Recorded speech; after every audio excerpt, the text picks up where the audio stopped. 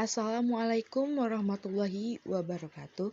Halo teman-teman, kami dari kelompok 5 akan menjelaskan tentang makna Undang-Undang Dasar 1945 yang beranggotakan Ade Novita, Wilda Jannati, Dewi Maulani, dan Puspa Nur Anita. Undang-Undang Dasar Negara Republik Indonesia tahun 1945 atau disingkat UUD 1945 atau UUD 45 adalah hukum dasar tertulis Konstitusi Pemerintahan Negara Republik Indonesia saat ini. Undang-Undang Dasar 1945 disahkan sebagai Undang-Undang Dasar Negara oleh PPKI pada tanggal 18 Agustus 1945. Sejak tanggal 27 Desember 1949, di Indonesia berlaku Konstitusi RIS atau RIS, dan sejak tanggal 17 Agustus 1950, di Indonesia berlaku UUDS tahun 1950. Dekret Presiden 5 Juli 1959 kembali memberlakukan UUD 1945 dengan dikukuhkan oleh DPR pada tanggal 22 Juli 1959.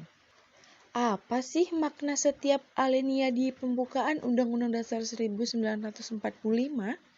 Nah, pembukaan Undang-Undang Dasar 1945 terdiri atas 4 alinea atau bagian yang dapat dijelaskan sebagai berikut.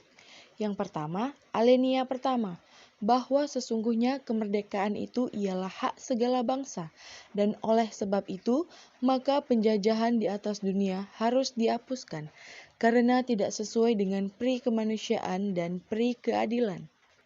Makna yang terkandung dalam alinea pertama ini adalah menunjukkan keteguhan dan kuatnya pendirian bangsa Indonesia menghadapi masalah kemerdekaan melawan penjajah. Alinea ini mengungkapkan suatu dalil objektif, yaitu bahwa penjajahan tidak sesuai dengan pri kemanusiaan dan pri keadilan, dan oleh karenanya harus ditentang dan dihapuskan, agar semua bangsa di Indonesia ini dapat menjalankan hak kemerdekaannya sebagai hak asasinya. Disitulah letak moral luhur dari pernyataan kemerdekaan Indonesia. Selain mengungkapkan dalil objektif, alinea ini juga mengandung suatu pernyataan subjektif, yaitu aspirasi bangsa Indonesia sendiri untuk membebaskan diri dari penjajahan. Dalil tersebut di atas meletakkan tegas kewajiban bangsa pemerintah Indonesia untuk senantiasa berjuang melawan setiap bentuk penjajah dan mendukung kemerdekaan setiap bangsa.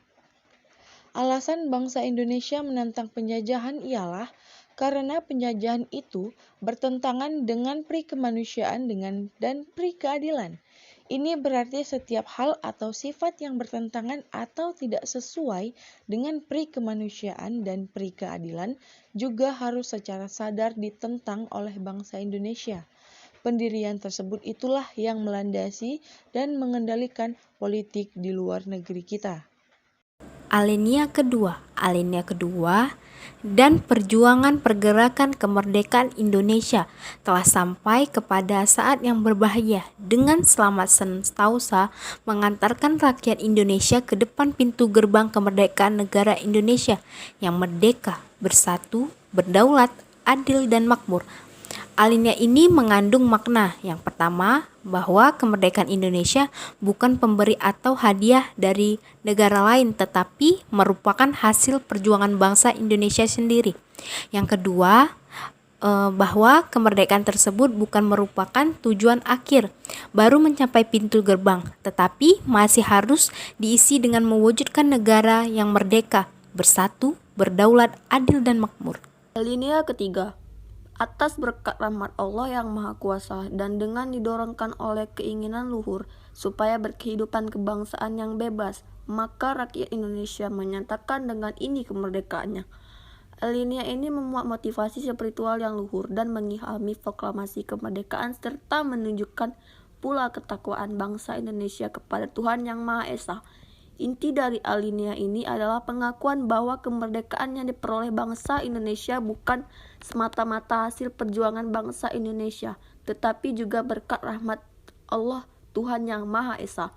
Hal tersebut berarti bahwa bangsa Indonesia mendambakan kehidupan yang berkeseimbangan, material dan spiritual, serta keseimbangan kehidupan di dunia dan di akhirat. Banyak juga peristiwa sejarah dalam memperjuangkan bangsa Indonesia melawan penjajah, memperoleh kemenangan walaupun dengan segala keterbatasan senjata, organisasi dan sumber daya manusia. Hal ini menunjukkan bahwa tekad yang kuat dan keyakinan pada kekuatan Tuhan dapat menjadi faktor pendorong dan penentu keberhasilan sesuatu. Alinea ketiga pembukaan mempertegas pengakuan dan kepercayaan bangsa Indonesia terhadap Tuhan Yang Maha Esa. Manusia merupakan makhluk Tuhan yang terdiri atas jasmani dan rohani. Manusia bukanlah mesin yang tidak memiliki jiwa. Berbeda dengan pandangan yang beranggapan bahwa manusia hanya bersifat fisik belakang. Ini menegaskan prinsip keseimbangan dalam kehidupan secara material dan spiritual, kehidupan dunia dan akhirat, jasmani dan rohani. Alinea ketiga pembukaan Undang-Undang Dasar 1945 juga menegaskan motivasi bangsa Indonesia untuk menyatakan kemerdekaan serta pengakuan akan peran rakyat dalam memperjuangkan pencapai kemerdekaan. Kalimat yang menyatakan bahwa rakyat Indonesia menyatakan dengan ini kemerdekaannya, secara implisit melenyapkan segala kesangsian dukungan rakyat terhadap kemerdekaan, sehingga semuanya adalah bahwa kekuasaan tertinggi bagi bangsa dan negara Indonesia adalah terletak pada rakyat atau yang disebut kedaulatan rakyat. Alinea keempat, kemudian daripada itu, untuk membentuk suatu susunan pemerintahan negara Indonesia yang melindungi segenap bangsa Indonesia dan seluruh tumpah darah Indonesia, dan untuk memajukan kesejahteraan umum, mencerdaskan kehidupan bangsa, dan ikut melaksanakan ketertiban dunia yang berdasarkan kemerdekaan, perdamaian abadi, dan keadilan sosial. Maka disusunlah kemerdekaan kebangsaan Indonesia itu dalam suatu Undang-Undang Dasar Negara Indonesia yang terbentuk dalam susunan negara Republik Indonesia yang berkedaulatan rakyat dengan berdasarkan kepada ketuhanan yang Maha Esa, kemanusiaan yang adil dan beradab, persatuan Indonesia, dan kerakyatan yang dipimpin oleh hikmat kebijaksanaan dalam permusyawaratan perwakilan, serta dengan mewujudkan suatu keadilan sosial bagi seluruh rakyat Indonesia.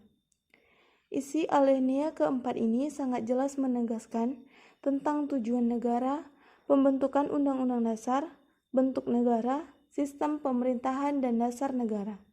A. Tujuan negara Indonesia yaitu 1. Melindungi segenap bangsa Indonesia dan seluruh tumpah darah Indonesia. 2. Memajukan kesejahteraan umum.